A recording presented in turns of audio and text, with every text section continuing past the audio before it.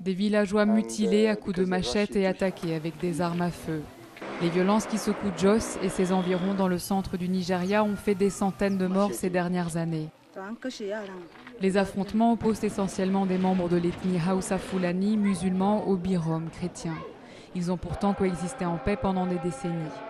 La dimension religieuse de cette crise prend de l'ampleur, mais les deux communautés affirment qu'elle n'en est pas la cause. Nous sommes allés à l'école ensemble, avec les garçons Hausa. Nous avons vécu ensemble, nous avons joué ensemble, nous avons bénéficié de bourses de l'État ensemble, jusqu'au moment où la politique est arrivée. Et à ce moment-là, chacun voulait avoir le contrôle. Jos est situé à un carrefour sensible entre le nord majoritairement musulman du Nigeria et un sud à dominante chrétienne. Les Birom en sont les autochtones et estiment que le camp d'en face réclame indûment des droits et des pouvoirs. Les Hausa Fulani arrivés plus tard affirment eux avoir fondé cette ville et se disent discriminés tant dans l'éducation que pour la propriété foncière. Toutes ces tricheries, toute cette injustice, nous ne pouvons pas les pardonner. C'est la source de tous les problèmes. Le problème est politique, pas religieux.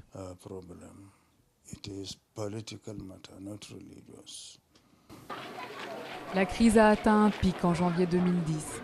Les deux côtés des villages ont été attaqués et en partie détruits, faisant de nombreux morts.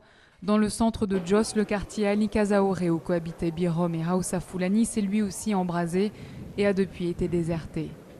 La ville est désormais divisée et depuis l'explosion de bombes le soir de Noël, les deux communautés se protègent. L'armée y a été déployée en force et patrouille de nuit comme de jour. La vigilance est accrue les vendredis et dimanches, jours de prière. Le gouvernement doit être présent, ainsi que le gouvernement fédéral. Ils doivent aider l'État du plateau. Les chefs religieux ont un rôle à jouer. Les chefs traditionnels aussi, la société civile. Il ne faut pas laisser aux seuls militaires le soin de résoudre le problème. Beaucoup estiment qu'il n'y a pas de réelle volonté politique de régler les choses. Jonah Jang, le gouverneur de la région, brigue un second mandat le 26 avril. Les Hausa Fulani notamment jugent que ce Birom a jusqu'à présent une gestion très partisane de la crise.